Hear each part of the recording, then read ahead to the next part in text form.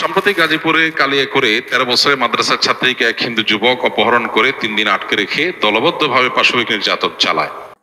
আমি কখনো আমার ভিডিও দেখার জন্য আপনাদের অনুরোধ করি না, কিন্তু এই ভিডিওটা দেখার জন্য অনুরোধ করব, কারণ বাংলাদেশে যে কি পরিমাণে ধর্ষণ বেড়েছে এবং একজন মুসলিম স্টুডেন্ট যে হচ্ছে মাত্র ১৩ বছর বয়স, তাকে কিভাবে ধর্ষণ করেছে এবং গণধর্ষণ করেছে, যার কোনো বিচারই বাংলাদেশে হচ্ছে না। এমনকি কোনো মিডিয়াও সেটা নিউজ পর্যন্ত করতে পারতেছে না। আপনারা এই ভিডিওটা দেখেন হুজুরের, তারপর এই ভিডিওটি নিয়ে আমি বিস্তারিত আলোচনা করব। সম্প্রতি গাজীপুরে কালিয়াকৈরে ১৩ বছরের মাদ্রাসার ছাত্রীকে এক হিন্দু যুবক অপহরণ করে ৩ দিন আটকে রেখে দলবদ্ধভাবে পাশবিক নির্যাতন চালায়। অতীতের মতোই মিডিয়া নীরব, প্রশাসন নীরব।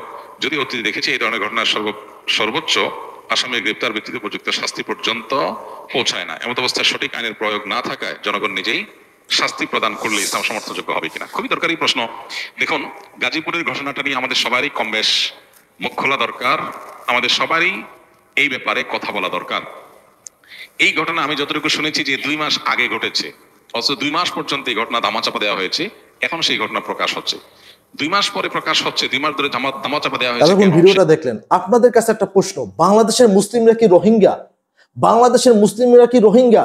একজন ১৩ বছরের শিশুকে গাজীপুরে গণধর্ষণ করেছে হিন্দুরা, হিন্দু যুবক গণধর্ষণ করেছে, কিন্তু তার কোনো একটা নিউজ, এই যে প্রথম আলো বলেন, আপনার অন্য পত্রিকা বলেন, কিংবা কোনো মিডিয়া টিভি চ্যানেল, কেউ এটা নিউজ করতেছে না। এটার দায়িত্ব আমাদের নিতে হবে, যারা আমরা কন্টেন্ট ক্রিয়েটর আছি, আমরা যারা সাধারণ মানুষ আছি।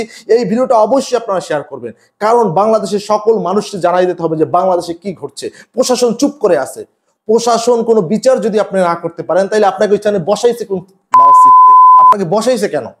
একজন মুসলিম বলে আমি বলতেছি না, এইটা যদি আপনার সংখ্যালঘু, যদি কোনো হিন্দুর উপর হইতো, ধরেন ১০ জন মাদ্রাসার মানে ছাত্ররা শিক্ষক মিল্লা কি করলো, একজন হিন্দু মেয়েকে ধর্ষণ করলো, তাইলে কি হইতো? এই বাংলাদেশের যারা নামে মানবাধিকার বলে, যারা হচ্ছে নারীবাদী, এদের এই জায়গাটা টুন করে উঠতো, এগুলো হচ্ছে যে বেশ্যার দল। এই নারীবাদীদের আমি বলবো বেশ্যার দল, এরা কোনো নারীবাদী না, এরা হচ্ছে মুসলিম মেয়েদেরকে আপনার উলঙ্গ করার জন্য এরা চেষ্টা করে সবসময়। এরা মুসলমানই বাংলাদেশের সংস্কৃতিকে ধ্বংস করার চেষ্টা করে।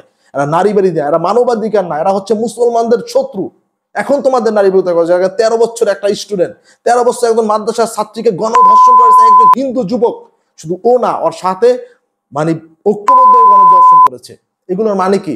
এগুলোর মানে হচ্ছে ইন্ডিয়া এগুলো করে বাংলাদেশের ভিতরে একটা অস্থিতিশীল করতে চাওয়ার পরিস্থিতি। এখন বাংলাদেশের মুসলমানরা খেপে তাকে মারবে, ধরবে, তারপর এটা দেখাবে যে সংখ্যালঘু দিয়ে হচ্ছে। প্রশাসনের উচিত একে আইনের আওতায় আনা, কারণ বাংলাদেশের জনগণ যদি একবার খেপে যায়, ওর বিসি কাটতে নেবে, ওর গোড়া শুদ্ধ, ওর তোলাইয়ে দেওয়া উচিত। এগুলা করছে যেসব হিন্দুরা, ওদের উচিত, ওইসব হিন্দুরা নিজেরা ঐক্যবদ্ধ হইয়া এইসব হিন্দুদের উচিত হচ্ছে ওদের তোলাইয়ে দেওয়া। কারণ হিন্দু সম্প্রদায় আমরা আমাদের ভাই, তারা ধর্ষণকে সাপোর্ট করে না, যেমন মুসলিমরাও সাপোর্ট করে না, হিন্দুরাও সাপোর্ট করে না, কেউ ধর্ষণকে সাপোর্ট করতে পারে না। যে অপরাধ করবে সে অপরাধী, সে কোন ধর্মে সেটা দেখার কোনো অধিকার নাই। বাংলাদেশে মুসলিম হয়ে কি বাংলাদেশে মুসলমান মেয়েরা কি আপনার বিপদে পড়ছে? আমরা কি মুসলিম হয়ে বিপদে পড়ছি যে আমাদের উপর অত্যাচার করা হবে, আমরা কিছু বলতে পারবো না? এদের উচিত মুসলমান হিন্দু ঐক্যবদ্ধ হইয়া এদের গোড়া তোলাইয়া দেওয়া, এই আকাটারে কাটতে দেওয়া। এগুলো হচ্ছে মাদারচোদ, এগুলো হচ্ছে মানে কি বলবো, এগুলো হচ্ছে জারজ সন্তান, নাইলে কোনোদিন একটা মেয়েকে এরকম ধর্ষণ করতে পারে না। আর বাংলাদেশের মিডিয়াগুলো সব চুপ। আপনারা ভাই ভিডিওটা বারবার শেয়ার দেবেন, আপনারা যারা কন্টেন্ট ক্রিয়েটর আছেন, যাদের সামনে ভিডিওটা যাবে, আপনারা সবাই ভিডিওটা শেয়ার দেবেন আপনারা, এবং এটা নিয়ে ভিডিও করার চেষ্টা করবেন সবাই আমাদের নিজ নিজ জায়গা থেকে। যে ভাই আমরা পাথর, এটা ২ মাস আগে ঘটছে, একটা জিনিস চিন্তা করে দেখেন, ২ মাস হয়ে গেছে ঘটনাটা ঘটছে, এখন পর্যন্ত কোনো বিচার হয় নাই, কাউকে গ্রেপ্তার করা হয় নাই, কিচ্ছু হয় নাই। এই দেশে কি চলতেছে? এটা তো আমরা ৫ই আগস্টের আগে দেখেছি। এখন এই একই জিনিস চললে তাহলে ডিফারেন্সটা কি? হাসিনা পলাই যাওয়ার মানে আমরা যে স্বাধীনতা বলি, আমাদের স্বাধীনতাটা কোথায়? যেখানে আমাদের বোনদেরকে ধর্ষণ করা হচ্ছে, তাও আবার হচ্ছে আপনার মানে গণধর্ষণ করতেছে হিন্দুরা।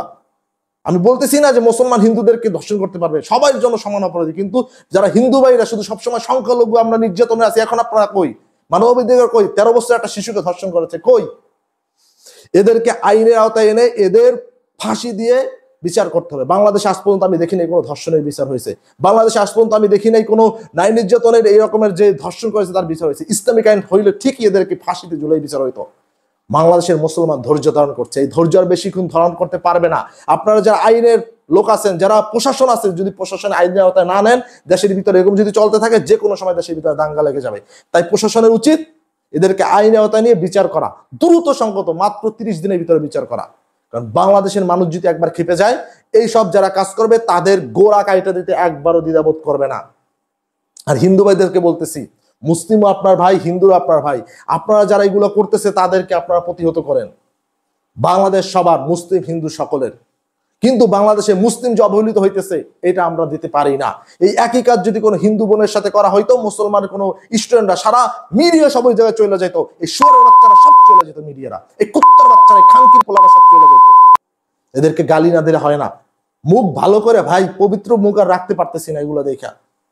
এগুলো সব বেশ্যার ছেলে, এগুলো বেশ্যার ছেলে যদি না হয় তাইলে কেন একটা মুসলিম একটা 13 বছরের একটা বাচ্চা শিশুকে মাদ্রাসা থেকে তুলে নিয়ে গিয়ে তাকে গণধর্ষণ করেছে 2 বছরের ভিতরে, মানে 2 মাস হয়ে গেছে, কোনো একটা মিডিয়া গেল না, এটা প্রচার করতেছে না। আর ওই এলাকায় কোনো প্রতিনিধি নাই, ওই এলাকায় কি কোনো আইন আদালত নাই, ওই এলাকায় কি কোনো মানে রাজনৈতিক দলের প্রতিনিধি নাই, তারা কি করতেছে?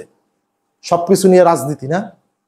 এরাই তো আর ভোট চাইতে যাবে যে তোমাদের আমি সেবা করবো, তোমাদের নিরাপত্তা দেবো। যেখানে একটা বোন 13 বছর একটা শিশুকে নিরাপত্তা দিতে পারতেছে না, সেখানে আপনি তাদের সেটা নিয়ে একটা কোনো কথা বলতেছেন না। ওই যে মেম্বার চেয়ারম্যান যারা দাঁড়াইবে, পদপ্রার্থী এমপি, এরা কি নাই? দেশে কি অবস্থা হচ্ছে? ওই জায়গায় মানুষ ক্ষিপ্ত হয়ে দেখেন কি বলতেছে যে আমরা নিজেদের হাতে আইন তুলে নিতে পারবো কিনা। এর মানে একটা খুব খারাপ সংকেত।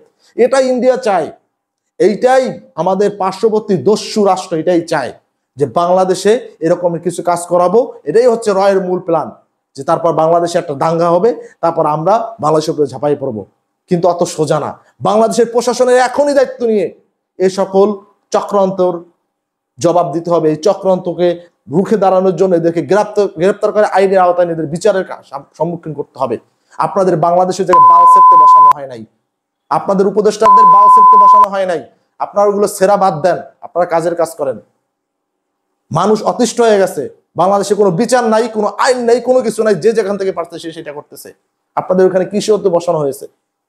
সবাই ভিডিওটা শেয়ার দেবেন, এবং যারা কন্টেন্ট ক্রিয়েটর আছেন, যারা হচ্ছে তারা এটা এই বিষয়ে ভিডিও বানাবেন, আমাদের নিজেদের উদ্যোগ নিয়ে এটি করতে হবে। এবং প্রশাসনের কাছে আমরা আকুল আবেদন জানাচ্ছি, এটা দ্রুত গ্রেপ্তার করেন, এবং এটা আইনের আওতায় নিয়ে, শুধুমাত্র গ্রেপ্তার নয়, বিচারের আওতায় এনে এদের ফাঁসির বিচার আমরা চাই, যারা যারা সাথে জড়িত।